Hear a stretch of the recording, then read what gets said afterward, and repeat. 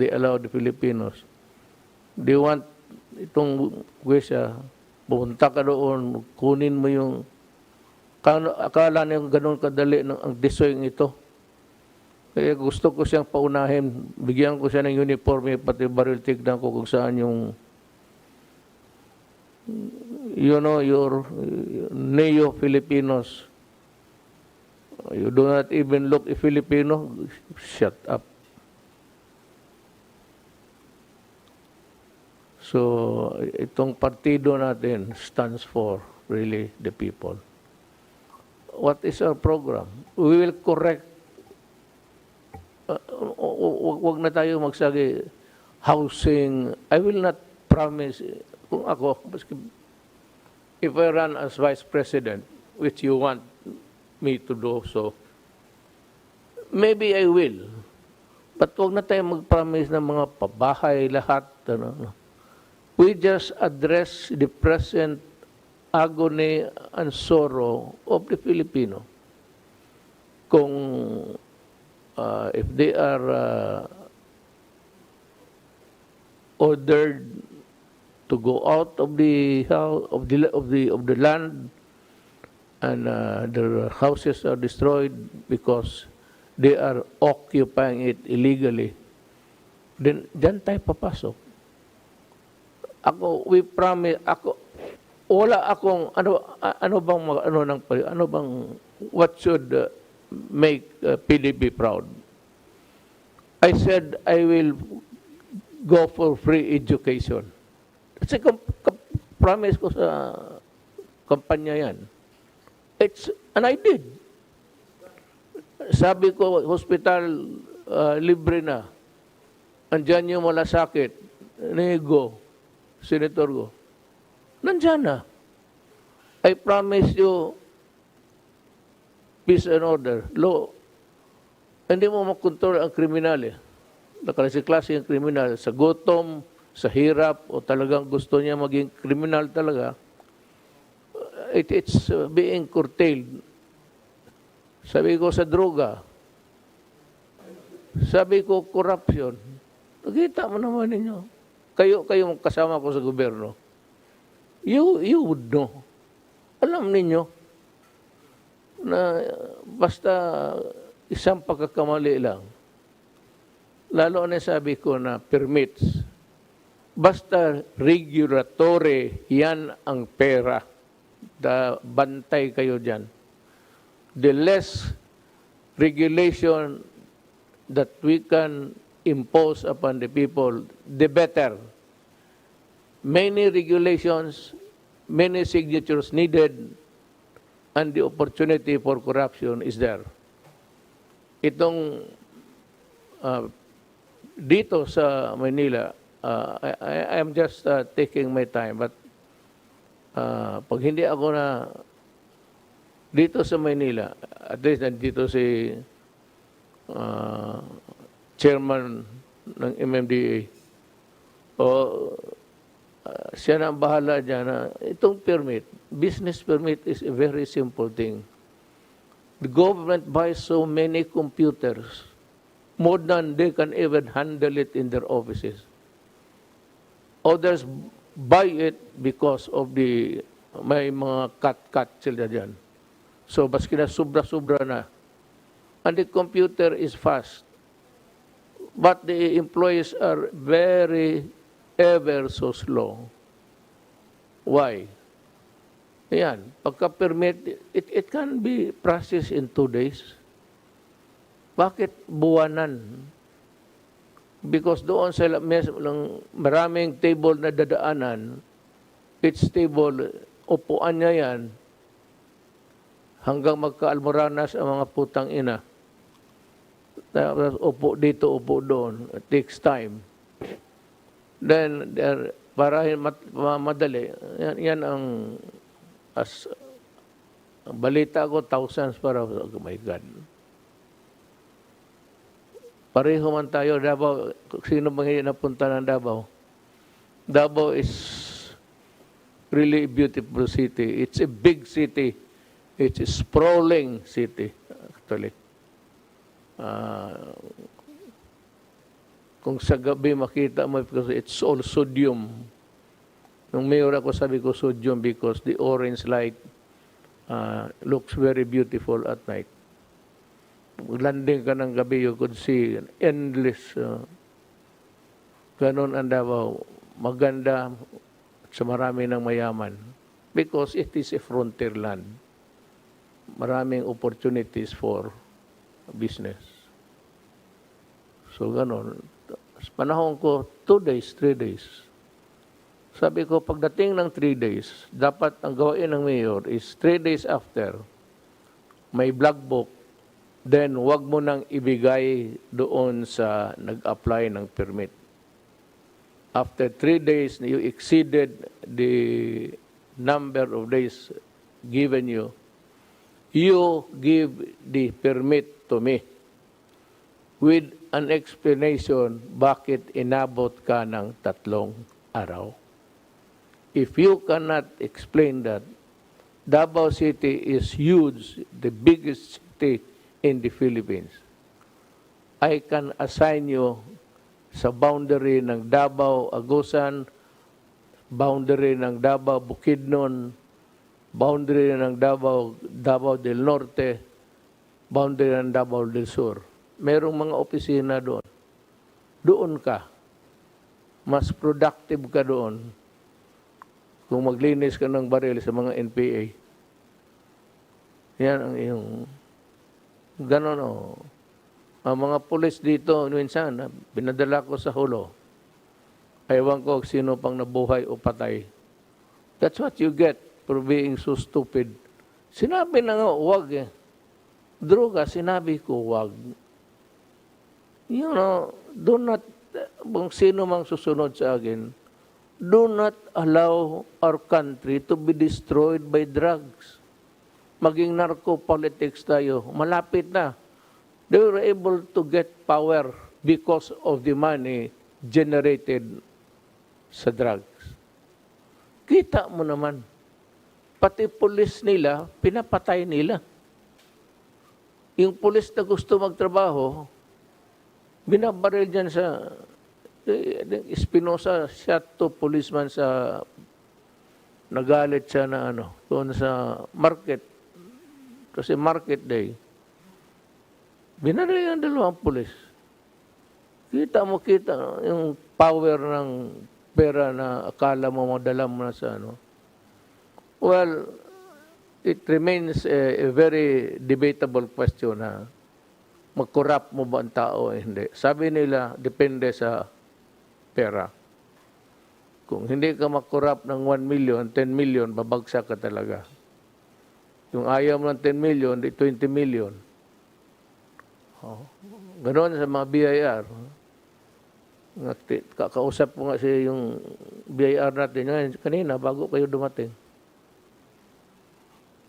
Sabi ko, ganoon ang kasama ko sa dormitoryo rin, anak lang rin ng mahirap. Magkaharap kami ng kwarto. Ganoon yan eh. Depende na may mga tao, hindi ko na lang isali sarili ko na you can at my age 76 bigyan mo man ako ng isang truck na pera, anong gawin ko? I cannot travel anymore. Though I was a pilot when I was young, I could no longer tolerate yung sa taas. Hinahilom maano na ako. Yung pagkain, limitado. Hindi ka makakain ng gano'n kasi masama sa kidney mo. Hindi ka naman kainom. Nawasa na lang. Kasi ang nawasa, minsan watak-watak pa ang mga yawa. You have to fix that goddamn agency. Totoo.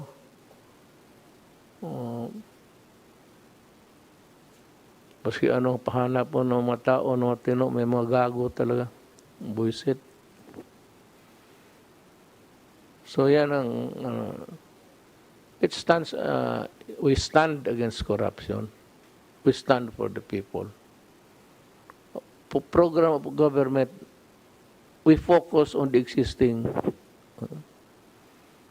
Yang by the end of 5 years, o 6 years, mayroon ang lahat bahay ng Pilipino. Long range yan. Baka kaya na. Who knows? Baka kaya niya. Madali man kaya niya mag-isip. Madali mag-isip eh. Ang tulay, madali mag-construct ng tulay. Imaginin mo lang, ang problema, paano paggawa niyang tanginang tulay na yan. Hindi ganun kadali. So, wag ako, wala tayong promises. Eh kung tatakbo ako vice-presidente, hindi ko kaibigan yung maging presidente, I would be reduced to inutility. Pero somehow, kung nandyan ako, I will find a way to be productive and just see to it that the Filipinos are not really pushed to the wall. Kung ano lang magawa natin. So, alam naman ninyo yung PDP, nandyan naman lahat. We have the long range and the short solutions. Ako, kasi kung magtakbo ako at maawa ang Panginoong Diyos, manalo pa ako. Kung may boboto pa sa akin, kung lahat lang PDP ang boboto lang, tapos wala na tayo. The time to recruit a new breed. We cannot be too presumptuous about these things, you know. Hindi, So, yan ang message ko, tatanggapin ko yan. I need not really read, yung ko lang mag-recover letters. Yes, okay. Mr. President, if I may. Yes. First of all, I'd like to acknowledge some of the people, officers and members of PDP who are present via Zoom.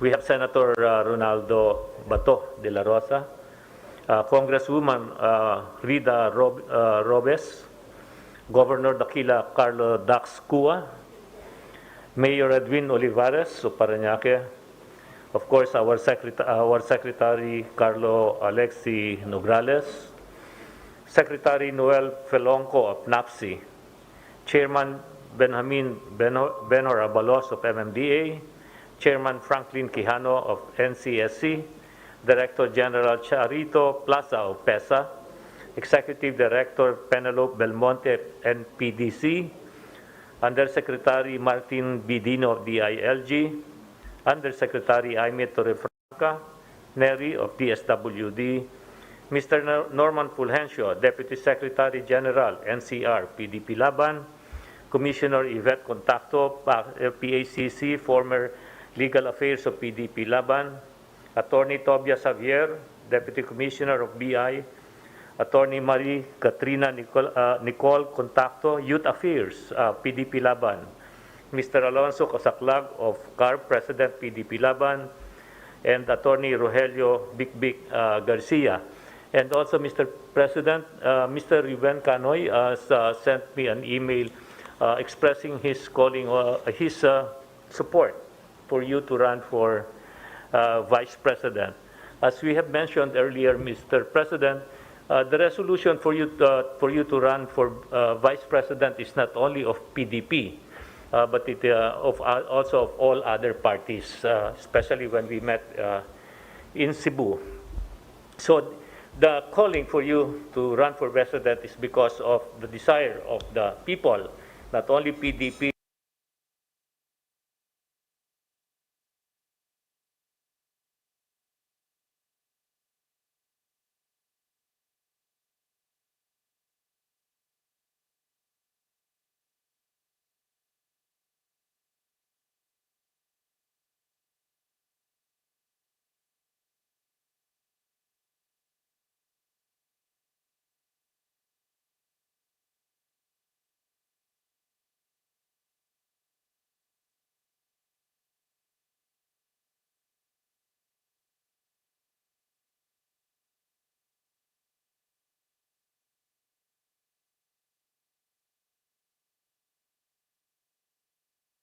for the transition of leadership, so that there will be a transition of leadership that will ensure. Secretary Kusi, good evening, Mr. President. Magre-report po ako in my capacity as Presidential Advisor for Northern Luzon at Administrator and CEO ng Cagayan Economic Zone Authority. Dalawang beses po kayo napunta na po doon sa CESA, Mr. President. At sana po this year makapunta po ulit kayo dahil nagbago na po yung itsura po ng CESA. Magmula po nung huli kayo nagpunta po roon. Malapit ko na pong matapos yung pangalawang port doon sa CESA. Bago na po yung port San Vicente, natapos ko na po yon. Investment po ng CESA. Malapit ko na pong matapos yung Port Irene, 400 meters length po yung Port Irene, magiging international seaport na po yon. At magiging international container terminal at logistic hub sa Northern Luzon po yung Port Irene. Malapit ko na rin pong matapos yung 8 warehouses doon sa Port Irene. At malapit ko na rin pong matapos yung CESA Corporate Center and Commercial Center. Lahat po ito, yung pera po na kinita po ng CESA during my time, magmula po nung pinaupo po nyo ako roon for the last 4 years, ininvest ko po roon ang perang kinita po ng CESA sa improvement po ng ecozone. At na-encourage ko po yung mga investors ng CESA, may git pong 3 billion pesos na po yung infrastructure na tinayo rin po ng mga private investors. Kahit na po panahon po ng pandemic, tuloy-tuloy po yung trabaho po roon. So, we will invite you, Mr. President, to come again to CESA and please inaugurate these infrastructure projects, maybe third quarter this year. Mr. We'll send you the invitation, sir. Yes, gladly.